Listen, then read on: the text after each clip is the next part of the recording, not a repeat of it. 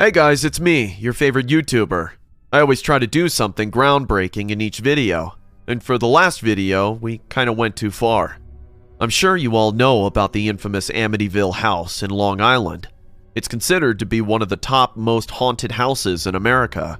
Last week, I went there with my friends Chris and Chandler, and I would like to share the terrifying experience we had. One morning, I woke up and got a call from Chandler. As I picked up the phone, he said, "Hey man, I just got permission to spend the night at the Amityville house, though the bank said we would be entering there at our own risk." I got charged up with excitement.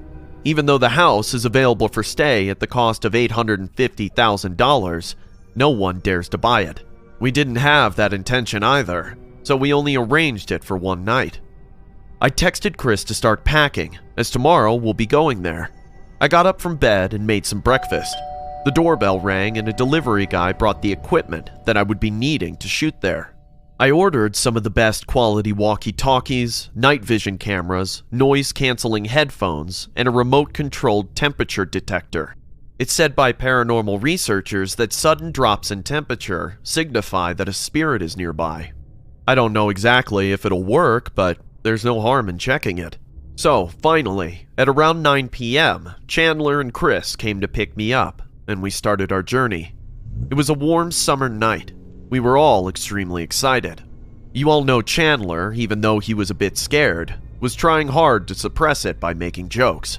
I was driving the car while Chandler sat beside me, and Chris on my back. Suddenly, Chris said, "Never thought we'd get to spend a night at the Amityville house. I hope you're well aware of the history of this house, Chandler." I laughed and said, "Why don't you tell us in detail, Chris? It'll take half an hour or more to reach there, and anyway, I never got the complete story of why that house became so terrifying in the first place." "Sure. I did quite a bit of research on that house over the past few weeks, so here you go."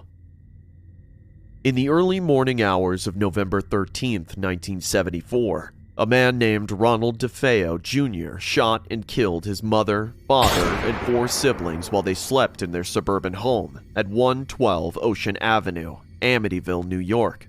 DeFeo was convicted for their murders, and he remained in prison today. Now, this brutal mass murder made the house infamous. It became available for stay again. In December 1975, the Lutz family moved in, George and Kathy Lutz, along with their 3 children, but lasted just 28 days in the house. Now, they said terrifying paranormal activities took place during their stay, which they linked to the murders. There were sightings of demons, such as one night the kids saw a man standing at the end of the corridor and watching them. Then, objects moved on their own. Suppose they were having dinner, when suddenly a chair nearby slid on its own. They even saw slime pouring from the walls. There was also a fly infestation in the dead of winter. Mr. Lutz claimed to hear strange demonic voices, as if people were whispering in the walls. They were also attacked by unseen forces. Now, after they left, the house remained vacant for a long time, but owners do come and go. None of them reported any supernatural sightings so far. The house is going to be auctioned soon to find its new buyer, so tonight we'll be on our own at that house. I won't lie, I got goosebumps after realizing that this is where we'll be spending the night tonight. At around 1 a.m. we reached our destination. It was my idea to go there at that hour, and I still regret that. As I drove the car close to the house, I could tell everyone's heartbeat got faster. The area was completely quiet. After all, it was past midnight, and we were at the Amityville house. "Here comes the Amityville house. You ready for some horror, guys?" I said. Chandler didn't laugh, because I could already sense the nervousness in him. We parked the car near the house. Chandler had the key, so he led us. We took our equipment and followed him. After unlocking the door, we entered the house. The wide living room stood in front of us, followed by a huge wooden staircase right in the middle. "The bedrooms are upstairs," Chandler said. "Yeah, that's where the cops found the bloody bodies of the entire family," I said, and we started to arrange our cameras. You know what I found most disturbing about this entire murder? What? All of the 6 family members were found dead in that room. and all of them were sleeping, facing upside down on the bed. Don't you think that's a bit unusual? I laughed and said, well, the entire story's unusual. I mean, some people say there's been a second murderer involved in the case who never got caught. Can you imagine how terrifying that is? I mean, guys, what was that? We took out our flashlights and started to walk upstairs. The house had electricity, but we chose to keep the lights off for a spooky ambiance. Our heavy steps were making the wooden stairs creak. We stopped in front of the first bedroom door. Chris said in a low voice, "This was the room of Mr. and Mrs. DeFeo. Their son, Ronald DeFeo, must have shot them from where they were standing now." His words gave me chills. Suddenly, I saw Chandler was nowhere. The hair on the back of my neck stood up like sharp needles. "Where's Chandler? He was right behind us." "I don't know. I thought he was coming with you." Chris and I immediately started looking for him. "Chandler? Chandler! Where are you?" We checked all the bedrooms upstairs, but he wasn't there. We came down rushing, and I was just about to take the last step when Chandler jumped from the darkness, scaring the hell out of us. And you guys thought that I would be the one who would be scared easily. Not funny, you dumbass. Come on, Chandler, if you're so brave, then prove it. Don't try to scare us like a kid, I said in an angry voice. But I did scare you, didn't I? Chandler started to laugh again. "Okay, you think you're brave enough? I challenge you. If you could spend 5 minutes inside any one of those bedrooms in the dark, I'll buy you anything you ask for." "Fine. Which room do you want me to go in?" "Why not Ronald DeFeo's room?" Chris added. "Sure. Switch on your walkie-talkies. And if you guys try and prank me, then I'll be the winner by default. Remember that." "None of us will prank you. Let's just see how brave you are." Chandler walked upstairs and we followed him. "Here I go. See you guys after 5 minutes." He then went inside the bedroom and locked the door from inside. Chris and I stood in a distance and started our stopwatch for the countdown. "It's dark in here, guys, but I can take this," Chandler said in his walkie-talkie. "No talking. Just be quiet." A minute went by and nothing happened. The house was getting really cold all of a sudden. I checked the time on my phone and it was 3:10 already. So far, we didn't see anything paranormal. Hence, Chris was getting impatient. We waited like that for 4 minutes straight. No one was talking. It was just pin-drop silence. Chris was shooting the incident on his camera. I think Chandler was right. This place is not at all haunted. But as soon as Chris said that, the doorknob started to go up and down horrifyingly. "Chandler, stop doing your sick stunts. You aren't scaring us anymore." "What? I can't even see the doorknob. It's so dark. You guys are doing this to scare me." The doorknob was moving like crazy. I don't know what happened inside, but I heard Chandler screaming at the top of his lungs. Chris and I bolted on the door. "Chandler, open the door!" But no sound came from inside. Chandler's walkie-talkie lost its connection as well. Without thinking much, we kicked hard on the door together, and it swung open.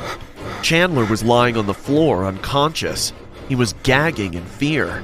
Chris and I lifted his hands onto our shoulders, and we were about to leave the house just when we heard a huge gunshot right in the room. Someone fired from the darkness of the room, and a sudden flash of light took place. In that flash, we saw 2 bloody dead bodies lying on their stomach on the same bed where Mr. and Mrs. DeFeo were murdered. "Oh my God! We have to get out of this house right now! Hurry, Chris!" I can't explain how we got out of that house carrying Chandler, but as soon as I got into the car, we locked the door and drove away. On the way home, Chris and I didn't say a single word, except when we reached home. Chris said, "I noticed the time when the doorknob started to move rapidly. It was at 3:15 a.m. So, what happened at 3:15 a.m.? I asked. George Lutz was said to wake up at 3:15 a.m. every morning, which was around the time Ronald DeFeo carried out his murders. Month I took my wife on a road trip. After reaching 109 million subscribers on my YouTube channel, I could finally take some break from work. Not bragging, but I am glad people loved my content and showered me with love. Anyways, we were driving amidst the woods. My wife, Marzia, loves traveling. I turned on some music and rolled down the windows of my car. The weather was soothing. Cold wind combined with the sweet smell of wildflowers refreshed us. I am loving this. This place is so quiet, isn't it, Felix? Yeah. Hey, can you hear the sound of the crickets? Isn't it unusual to hear them chirping in daytime? Well, they say it's always night inside the woods. Tall trees were surrounding us. As I tried to look into them, I realized Marzia was right. Even in the broad daylight, the woods appeared to be dark and mysterious. I got distracted looking at the woods on my left, when suddenly Marzia screamed, "Watch out!" I immediately looked ahead, and out of panic pressed the brakes too hard. The car stopped, making a creaking noise. Oh my god, are you alright, hon? Yes, I'm fine. What was that? I got down from the car and walked ahead to check. There were rotten remains of a deer lying in front of our car. Marzia came out and stood beside me. Some car must have run over this poor animal, I said. I don't think so. Why do you say that? Look at the stomach area. Marzia pointed to the stomach of the dead deer, and I realized she was right. The deer's stomach was cut open. Someone sliced up these poor animals, making the entrails gush out. It was a pretty disturbing sight. The smell's making me nauseous. I'm gonna go inside the car. Marzia got in the car and closed the car door quite loudly. I picked up a long wooden branch lying on the side of the road and started to move the dead animal from the middle of the road. While I was doing this, I heard footsteps on rustling leaves coming from the woods. These woods are completely wild, and it's absurd to think that there could be a house or residence inside it. I turned around and kept staring at the darkness amidst the long tree. Felix? What's taking you so long? Nothing. Coming in a minute, hon. The sound stopped as soon as Marzia called for me. Even though I was 100% sure that those were the sounds of footsteps on dry leaves, I ignored them. After moving the dead animal from our way, I came back to the car. I started the engine and we took off again. We planned to visit our friends at their farmhouse. The farmhouse was quite far, hence we decided to go by road. Marzia wanted to enjoy the view of nature, hence we made this plan. I wanted to reach the farmhouse before dawn, because driving amidst the woods after dark is not a good option. There's a high chance of getting lost, and due to network issues, our GPS wasn't functioning properly as well. While driving, something really weird started to happen. Marzia and I both could smell a reeking odor inside the car. It was odd because none of us stepped on the rotten flesh. Marzia got nauseous, so I had to stop the car after traveling for a mile or so. I think you need to get some fresh air. The smell of rotten flesh has hit your mind. It'll take us 1 or 2 hours before reaching the farmhouse. It's 3 p.m. already, but I think we can take a break for 15 to 20 minutes. I thought I would drive faster a bit and reach the farmhouse before dawn. I just wanted to make sure my wife felt alright before I started driving again. Do you hear that? Marzia said in a surprised voice. Hear what? The sound of water. Lots and lots of water. I tried to listen carefully and heard water splashing rapidly somewhere in close distance. Damn, Marzia has way better hearing than mine. It could be a river or a waterfall inside the forest. Let's go see it. I don't think it's too far from here. We started to walk into the woods, following the sound of water. So many unknown birds were chirping around us. The rustling sound of leaves made us feel that we weren't alone in these woods. After walking for a mile like this, we finally reached the source of the sound. It was a wild river. The current was really heavy, and the water flow was a lot.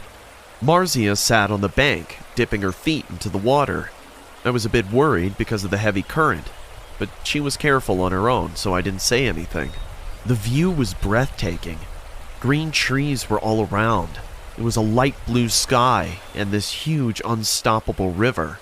I could breathe the fresh air without any worry. I took out my phone and started to click pictures.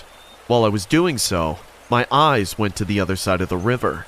I I saw a creepy-looking man standing on the other side of the river and watching Marzia with his dead, cold eyes. I wanted to tell him to get lost, but he wasn't doing anything, just standing under a tall tree and watching us. Felix, did you see that guy there? Why is he staring at us like a freak? Ignore him, Marzia. Must be some homeless person. Marzia was dangling her feet in the water.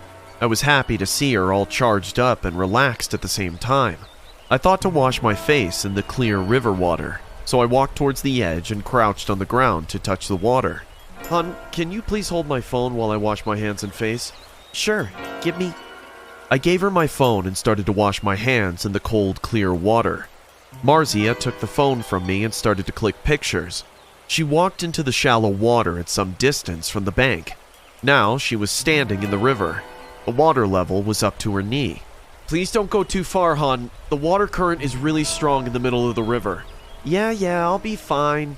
I got busy washing my hands. As soon as I splashed the water on my face, I saw the man on the other side wasn't there anymore, and I immediately heard my wife screaming out loud. I looked and saw Marzia was drowning in the river, and that creepy man was pulling her. She was screaming like crazy. I jumped right into the river without wasting a single second.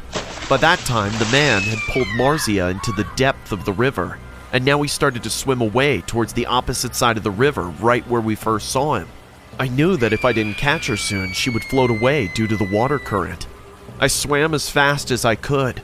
I saw her hand floating away and I realized I wouldn't be able to reach her in time. Suddenly, I noticed a huge log floating on her left, stuck in the mud deep down. Grab that log, hon! Grab it, now! The heavy water flow mixed with the fear of being pulled down by some creepy stranger might have numbed her in pain. But thank God she stretched her hand and grabbed the log with all of her strength. I swam with more speed, and with great difficulty I caught her hand and pulled her right from the water. When I sat her down on the bank, she was panting and sobbing in fear. I looked at the other side, thinking that if I caught that psycho, I would choke him into this river. But he was nowhere to be found. We didn't stay there for one more second. We got inside the car, and I don't know why, but I went to the back to check the trunk. I realized before leaving from home I forgot to lock it, and as I opened it, my stomach dropped in horror. There was dirt all over the trunk. A foul smell was coming from it. And not just that, I saw torn out shoes lying inside the trunk. I realized that the dead deer we came across was nothing but a trap set by that same creepy man who attacked us a few moments back. While we were talking and inspecting the dead deer, the man might have crawled inside the trunk and came all this way with us. The reeking smell in the car was coming from his body. I still don't know why he tried to kill us, or even followed us. But a few months later, after this incident, I read about the mysterious death of a high school teenager. The cops said she went hiking in the woods with her friends and got into the same river for a swim, but somehow she floated away in the current. But her friends said she was suddenly dragged by an unknown force into the middle of the river, though they didn't see anyone suspicious around. Do you think it was just an accident? Or is that man still there, waiting for his next victim?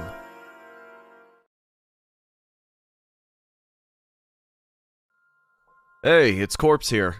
Those who see my YouTube channel will understand that I use my pseudonym, Corpse Husband, to keep my identity a secret. I always try to bring out true, scary stories to entertain my viewers. But trust me guys, reading scary stories and witnessing a horrifying incident in real life are two very different things. And I don't think any story will scare me more than what I experienced a few days back. It was a Saturday night. I was coming home from a friend's house after attending a party. Needless to say, I was a bit drunk, and it was late. I don't exactly remember the time, but I guessed it was around 2 a.m. in the morning. The streets were empty. My friends stayed up the hill on the outskirts of the city. It was a 10 to 15 minute walk to my house, which is why I didn't care to bring my car that day. I thought about what could happen in such a short period, but now I realized how wrong I was, because it only takes a second for danger to arrive. Now back to the story. As I already said, I was walking alone. The street lights stood in the distance, making the area a dome of light and shadow. The township is down the hill where I live. All this way, there's no other house except deep woods of long pine trees. It was a chilly winter night. I was walking slowly because I didn't want to tumble on stones and fall on this steep road. The ambiance around me was so damn quiet that I could even hear my heartbeat. I should have stayed back tonight, I muttered to myself. My hands were freezing, so I put them in my pocket while walking. But the cold was rising more and more. Hollow winds started to blow, and it created a bizarre sound around me, as if the woods were screaming at me in a demonic way. It might have been 7 minutes of the walk when suddenly I had to stop. I heard a muffled cry coming from the woods to my right. I realized that I was in the middle of nowhere, so who the hell was crying at this time of night? I wanted to ignore it and walk away, but I couldn't. There was something in the cry that kept telling me that I should go check it out. Unwillingly, though, I walked into the woods. I have never imagined in my wildest dreams that woods could be this creepy. Maybe it was the darkness mixed with various sounds of wilderness that made it so. The night owls were hooting, and coyotes were howling to accompany them. The more I walked closer to the sound, it appeared to me. The cry signified that the woman was in pain, or something bad had happened to her. After walking for a few minutes like this, I came near a big rock. The crying sound was coming from the other side. I climbed on the rock and peeked. I saw a group of 6 people standing in a circle. In the middle of the circle, a huge pyre was burning. The fire was so high that I could even feel the heat from the distance. Among those 6 people, there was a girl maybe 15 to 16 years old. She was whimpering in fear looking at the pyre, so the cry I heard was her. "Shut up, shut up, shut up! How can you be such a coward, Ella? Don't you know the Lord of Darkness demands our sacrifice? Please, I just want to go home. I don't want to do this anymore." The man who was shouting at the girl so far did something unexpected now. He walked close to the fire and then started looking at the girl. Then, without saying anything, he put his hand inside the fire. The hand started to burn. A smell of burnt flesh grabbed the air, but the man didn't even scream. He was so cold and expressionless for that second. He didn't feel a thing. I was freaked out to see this man. The other people standing in the circle were standing like statues, as if it wasn't a big deal at all. They all seemed drugged. No one was moving or saying a single word. Everyone was staring at the man, listening to him like his puppets. "Please, I just want to go back to my mother. Let me go, please. I don't want to do this anymore." "There's no backing out, Kelly. The Dark Lord demands you. You can't go home once you've made him a promise. Look around you. Did anyone behave like you? They are all submitting themselves to the Dark Lord forever." The man then looked at the fire and walked close to the girl. He said in a soft voice, "You have nothing to fear. All you have to do is submit yourself to the fire. The fire will cleanse you, and you will rise from your ashes. You will die only once tonight, and then you will be immortal forever. We will all live forever, Kelly. Don't you want to free yourself from this silly circle of life and death? Think about it. We will all live forever. We won't age. No disease will be able to touch us. We will be invincible." Oh my god. This guy is fucking insane. He's gonna commit mass murder by brainwashing these young boys and girls into taking their own lives. I immediately called 911 without wasting a single second. I told them the address of the location and told them to hurry up. I was talking over the phone in a very low voice. I didn't want them to hear me or the man would throw me into the burning pyre first. I just finished talking when a spine-chilling scream took place. I peeked and saw a boy among them had set himself on fire. He had apparently jumped in right when I was talking to 911. I couldn't help but wait for the cops to arrive. The horror was happening right in front of my eyes. The boy was screaming while burning in terrible pain. All I could see was a human figure covered in fire from head to toe. The girl started to sob screaming, "You guys are sick! You're killing him! Stop this madness!" The man looked at her and said, "Stare into the fire, Kelly. You will see the Dark Lord is staring back at you. I am only here to do the devil's work, to help him build his army." The air of the forest was filled with the smell of burning flesh. Clouds of black smoke started to come from the pyre. Slowly, the boy's scream faded away. I saw his body disappearing inside the raging fire. "Now, it's your turn, Kelly. Go in." "No! Never! Let me go! Let me go!" A girl and a boy grabbed Kelly and started to drag her towards the pyre. Right at that moment, I heard cop car sirens in the distance. The cops were here. They are here. "Police! Put your hands over your head and freeze right where you are! Arrest them all! Take that man into custody!" The man tried to run away, but 3 cops trapped him from all sides and pinned him down on the ground.